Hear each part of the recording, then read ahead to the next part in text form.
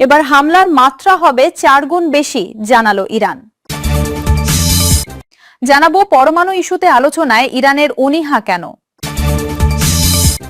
এদিকে আমিরাতকে ফকির বানালো ইরান, আরবরা হাড়ে হাড়ে টের পাচ্ছে ইরান কি জিনিস। এবং সর্বশেষ জানাবো ইরান যুদ্ধ, যুক্তরাষ্ট্রের জ্বালানির দাম 4 বছরের মধ্যে সর্বোচ্চ। দর্শক শুনছিলেন সংবাদ শিরোনাম, এখন জানিয়ে দিব বিস্তারিত সংবাদ।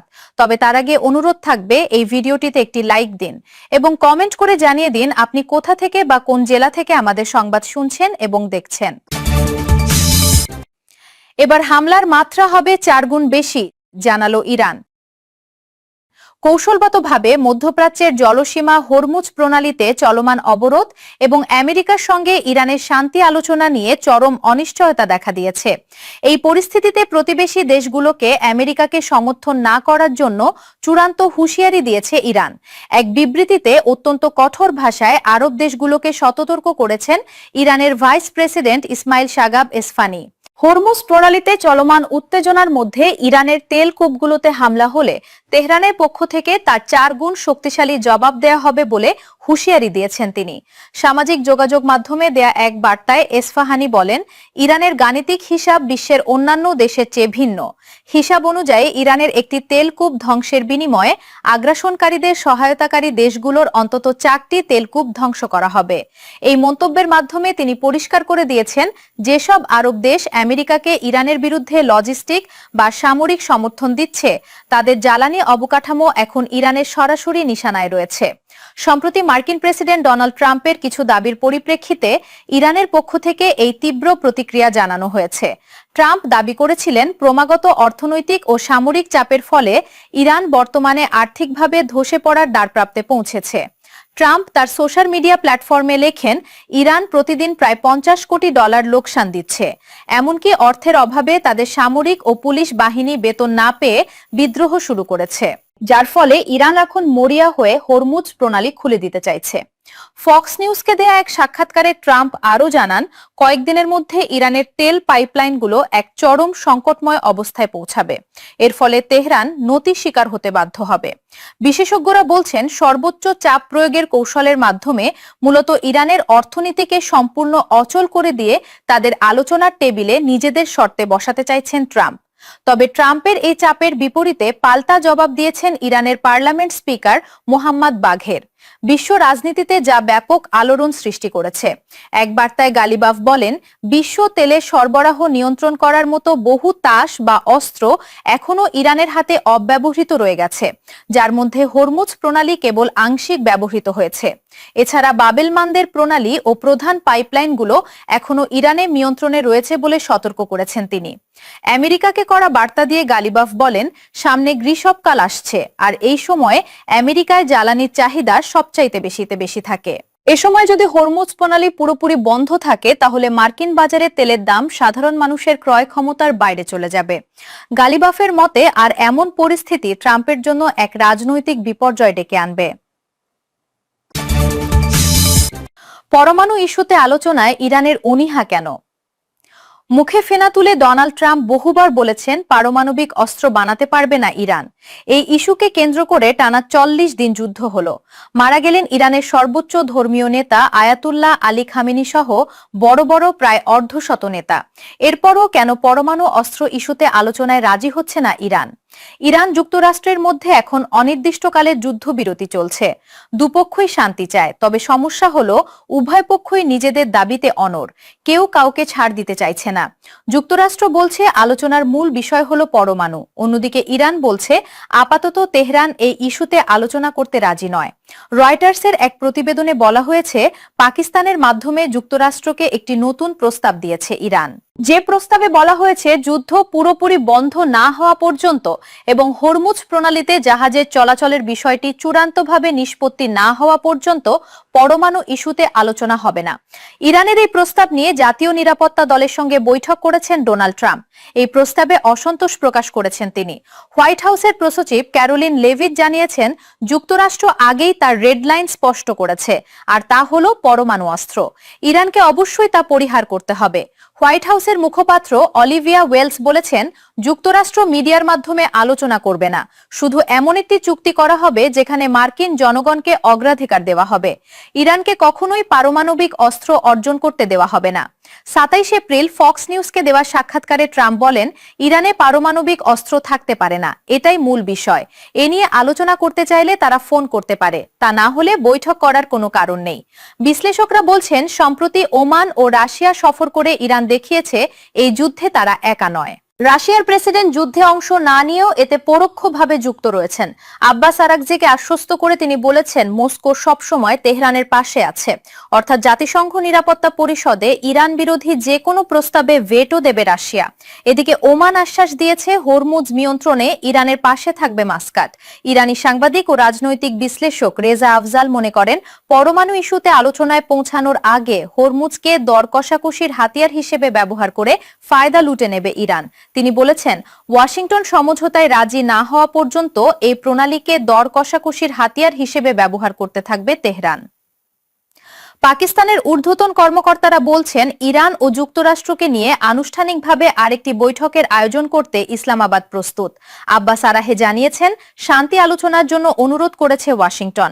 এদিকে ইরানের নতুন প্রস্তাবে অসন্তোষ প্রকাশ করেছেন ট্রাম্প। তাই পরবর্তী আলোচনা কবে হবে তা এখনো নিশ্চিত করে বলা যাচ্ছে না। ইসরায়েলি মূর্খ গোয়েন্দাদের কথা শুনে ট্রাম্পের সর্বনাশ, নেতানিয়াহুকেও নাজেহাল করল ইরান। গত কয়েক দশক ধরে ইরানের শাসন ব্যবস্থা পরিবর্তনের রূপরেখা তৈরি করেছেন আমেরিকা এবং ইসরায়েলের নীতি নির্ধারকরা। তা মূলত এক গভীর ঐতিহাসিক বিভ্রান্তি এবং ভুল গোয়েন্দা তথ্যের উপর ভিত্তি করে দাঁড়িয়ে আছে বলে মনে করা হয়। কারণ ইরানের শাসন ব্যবস্থা পরিবর্তন করতে গিয়ে বারবার হোঁচট খেয়েছে আমেরিকা। ফলে মধ্যপ্রাচ্যে ভূ রাজনৈতিক প্রেক্ষাপটে বারবার চরম ব্যর্থতার সম্মুখীন হয়েছে তারা। রাজনৈতিক বিশ্লেষকদের মতে, সম্প্রতি ইসলামাবাদে আমেরিকা ও ইরানের মধ্যে সম্পাদিত যুদ্ধবিরতির চুক্তিটি প্রমাণ করেছে যে সামরিক শক্তি প্রয়োগ করে ইরানের মতো তো একটি শক্তিশালী ও ঐতিহাসিক রাষ্ট্র ব্যবস্থাকে উপরে ফেলা সম্ভব নয়। যারা এই ধরনের অবাস্তব স্বপ্ন দেখেছিল তারা আসলে ইরানের সামাজিক ও সাংস্কৃতিক কাঠামোর গভীরতা বুঝতে সম্পূর্ণ ব্যর্থ হয়েছে। এই বিভ্রান্তিকর প্রচারণার নেপথ্যে ইসরায়েল প্রধানমন্ত্রী বেনিয়ামিন নেতানিয়াহু এবং তার গোয়েন্দা সংস্থা মোসাদের একটি সুনিপুণ পরিকল্পনা কাজ করেছে। ইসরায়েল প্রধানমন্ত্রী নেতানিয়াহু মার্কিন প্রেসিডেন্ট ডোনাল্ড ট্রাম্পের মতো তুখোড় নেতাকে ঘোল খাওয়াতে সক্ষম হয়েছেন বলে মনে করা হয়।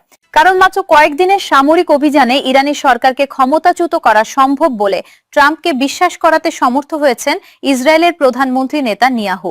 বিশেষজ্ঞরা বলছেন, ইরানের বিরুদ্ধে নেতানিয়াহুর এমন ষড়যন্ত্রমূলক কাজে একদল প্রবাসী ইরানি বুদ্ধিজীবী সবচাইতে বড় হাতিয়ার হিসেবে কাজ করেছে। এছাড়া আমেরিকার বড় বড় থ্যাঙ্ক বসে নিজেদের ব্যক্তিগত স্বার্থে নিজ দেশের বিরুদ্ধে যুদ্ধের উস্কানি দিয়ে এই ষড়যন্ত্রে সামিল হয়েছেন একদল ইরানি নাগরিক।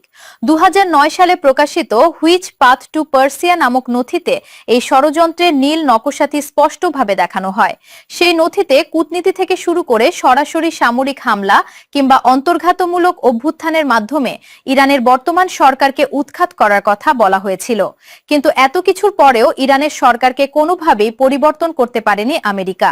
তাদের এই ব্যর্থতা থেকে এটি স্পষ্ট যে বিদেশে বসে থাকা ইরানের কিছু লোভী নাগরিকদের দেয়া ভুল তথ্যের কারণেই আমেরিকা বারবার মধ্যপ্রাচ্যে অন্তহীন ও ব্যয়বহুল যুদ্ধে জড়িয়ে পড়ছে। ইরাক যুদ্ধের সময় আহমেদ চেলাবি নামক একজন জালিয়াতির মাধ্যমে গণবিধ্বংসী অস্ত্রের মিথ্যা খবর ছড়িয়ে যুদ্ধ লাগিয়েছিলেন। ঠিক তেমনি ভাবে ইরানের ক্ষেত্রেও একই ধরনের ভাড়াটি বিশেষজ্ঞরা নিউ ইয়র্ক টাইমসের মতো প্রভাবশালী সংবাদ মাধ্যমগুলোকে ব্যবহার করে জনমতকে বিভ্রান্ত করছেন বলে মনে করা হয়। ইরানের 90 কোটি এবং আমেরিকার 30 কোটি মানুষের সামনে এখন একটি বড় প্রশ্ন দাঁড়িয়েছে যে আমেরিকা কেন এই মুষ্টিমেয় কিছু সারধানী মানুষের দেয়া ভুল তথ্যের কারণে বারবার যুদ্ধের ঝুঁকির মুখে পড়ছে।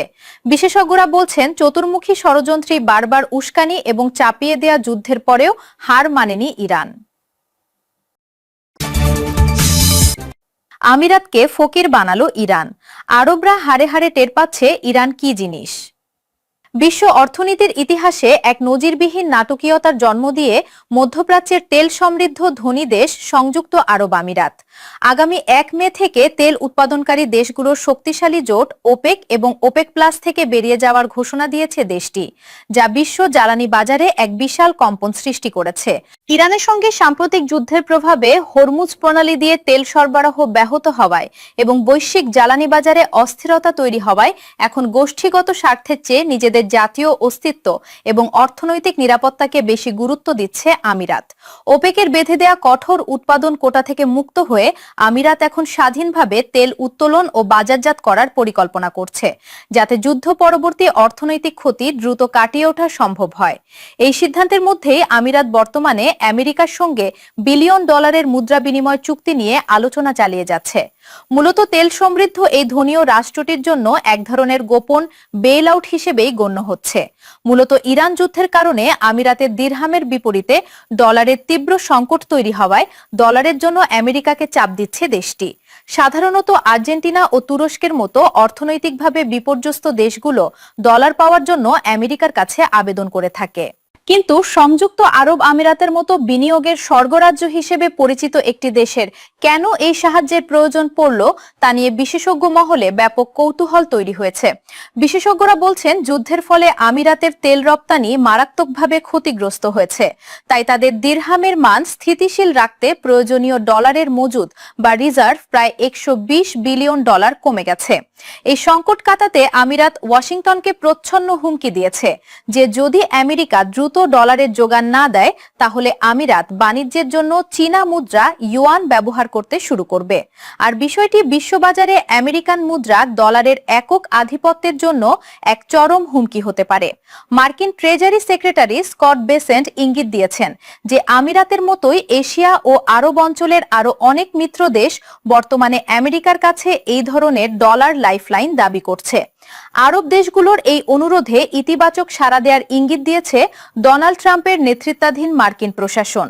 তবে আমেরিকার অভ্যন্তরীণ রাজনীতিতে এটি ব্যাপক বিতর্কের সৃষ্টি করেছে, কারণ সাধারণ আমেরিকানরা বর্তমানে যুদ্ধের প্রভাবে উচ্চ মূল্যস্ফীতি ও জ্বালানির চড়া দামে দিশেহারা।